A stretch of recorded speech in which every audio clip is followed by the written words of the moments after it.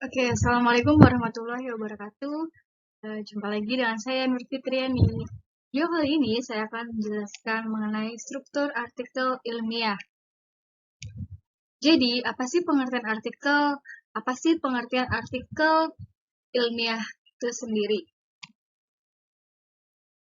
Langsung saja. Jadi, yang pertama ada pengertian artikel.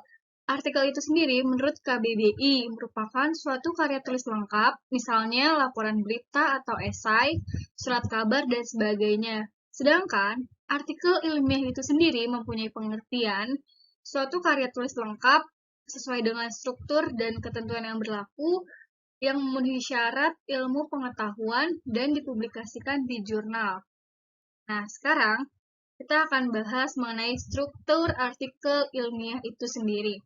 Jadi, struktur artikel ilmiah itu ada 7. Yang pertama ada judul, yang kedua ada abstrak, yang ketiga ada pendahuluan, yang keempat metode, yang kelima hasil dan pembahasan, yang keenam kesimpulan dan saran, yang ketujuh adalah daftar pustaka.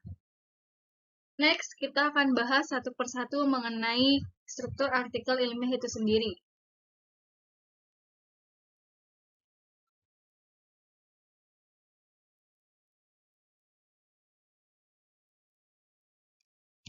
Oke, yang pertama akan kita bahas adalah judul. Jadi, di dalam suatu karya ilmiah, judul ini merupakan satu bagian yang penting karena dari judul inilah pembaca akan mengetahui apa yang akan diteliti oleh peneliti tersebut atau oleh penulis artikel tersebut. Dan dalam judul ini sendiri tidak boleh lebih dari 20 kata. Dan biasanya pada jurnal-jurnal tertentu, di bawah judul itu langsung terdapat nama penulisnya dan juga instansi dari mana penulis itu berasal. Dan juga biasanya ada yang namanya tanggal kapan publish artikel tersebut, kapan artikel tersebut diterima, atau kapan artikel tersebut direvisi. Di sini ada salah satu contoh judul artikel dalam jurnal Desimal, yaitu judulnya Analysis of Metacognition Skills with Students Generalization Abilities. Dan di sini jadi kan kita bisa mengetahui apa yang akan selanjutnya dibahas oleh peneliti tersebut. Jadi peneliti mungkin akan membahas tentang metakognisi dan juga kemampuan generalisasi.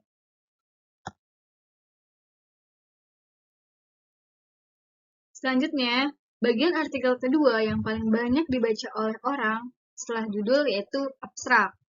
Dalam abstrak ini sendiri merupakan ringkasan yang dalamnya itu paling tidak mengandung tujuan, metode, dan juga hasil penelitian. Menurut UNESCO itu merekomendasikan bahwa panjang abstrak ini tidak boleh lebih dari 200 kata. Di sini ada contoh abstrak, di mana abstrak dalam penelitian ini, di mana research was conducted with the aim of describing metacognitive skill with student mathematical generalization abilities in problem solving. Kita tahu bahwa di mana dalam penelitian ini nantinya bertujuan untuk mendescribe atau mendeskripsikan kemampuan metakognisi siswa dengan dikaitkan dengan kemampuan generalisasi matematis gitu. Dan di sini kita tahu bahwa metode yang digunakan dalam penelitian ini adalah kualitatif deskriptif. Dan biasanya setelah metode juga peneliti mencantumkan partisipan dalam penelitian tersebut. Kalau di sini partisipannya adalah siswa kelas 9 sebanyak 5 orang dan pengumpulan datanya menggunakan tes, wawancara, dan juga kuesioner. Yang terakhir adalah result atau hasil penelitian ini adalah research indicate that students are able to apply the design that they will use to solve problems. Jadi di mana result dari penelitian ini tuh siswa itu mampu mengaplikasikan apa yang sudah dirancang sebelumnya untuk memecahkan suatu permasalahan.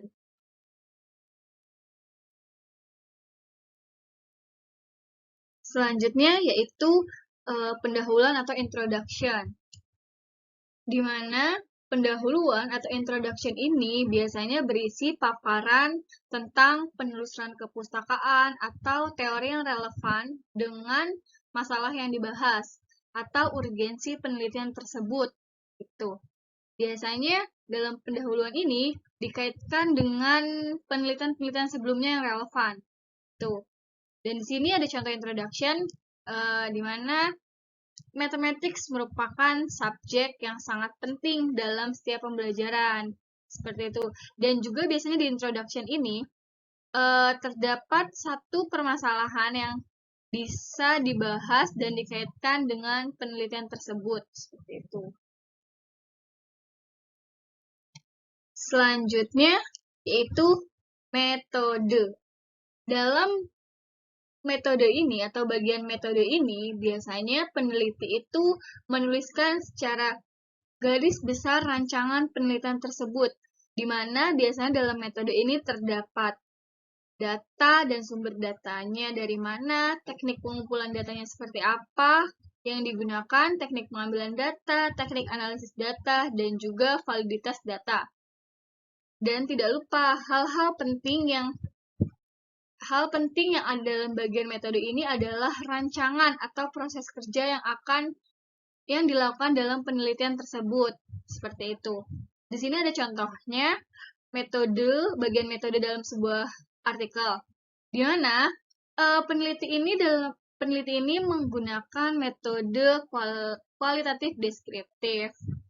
Dan partisipannya itu adalah siswa kelas 11. Di mana ada 5 orang siswa yang digunakan. Dan juga ada indikator nih, ada indikator yang diukur dalam penelitian ini. Dan tidak lupa ada bagan atau proses kerja ataupun langkah-langkah kerja yang digunakan dalam penelitian ini. Biasanya, langkah kerja ini digambarkan dengan flowchart atau bagan penelitian. Di mana penelitian ini mulai dari start, kemudian identifikasi masalah, penyelesaian masalah, tujuan penelitian ini seperti apa, seperti itu sampai dengan nanti hasil penelitiannya seperti apa.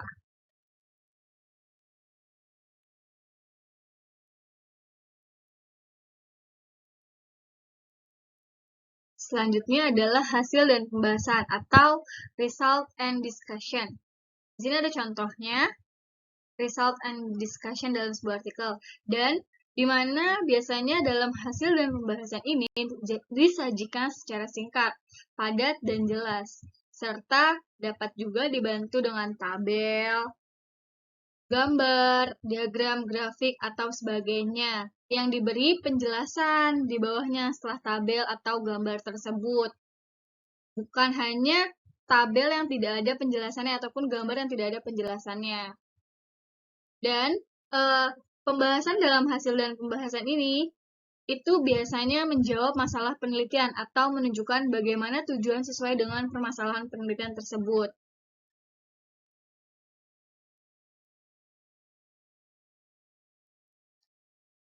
Selanjutnya ada kesimpulan dan saran. Dalam artikel ilmiah, simpulan dan saran merupakan bagian akhir atau penutup. Simpulan biasanya merupakan pernyataan singkat dan akurat dari hasil dan pembahasan, bukan hasil penelitian yang ditulis secara ulang gitu. Dan biasanya simpulan ini merupakan pembuktian singkat dengan adanya kebenaran hipotesis dan menjawab permasalahan penelitian yang telah ditentukan. Sedangkan saran sendiri itu adalah masukan-masukan yang berkaitan dengan penelitian untuk para peneliti selanjutnya. Seperti itu. Next, yang terakhir, struktur artikel secara umum yaitu daftar pustaka atau referensi, atau daftar rujukan. Jadi, dalam sebuah artikel, daftar pustaka ini juga menjadi bagian yang sangat amat penting, karena dalam daftar pustaka ini kita bisa mengetahui referensi-referensi apa saja yang digunakan oleh penulis tersebut. Dan biasanya dalam daftar pustaka ini harus lengkap dan sesuai dengan acuan yang sudah disebut dalam batang tubuh. Dan juga sistematika penulisan daftar pustaka ini dapat dilihat berdasarkan pedoman tiap jurnal, karena tiap jurnal memiliki gaya selingkung atau gaya penulisan yang berbeda-beda, seperti itu. Biasanya dalam daftar pustaka ini terdapat nama penulis, tahun, dan juga judul dari artikel penulis tersebut, dan juga ada nama jurnalnya, seperti itu.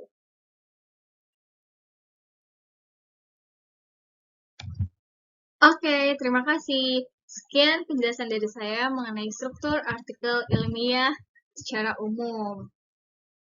Assalamualaikum warahmatullahi wabarakatuh.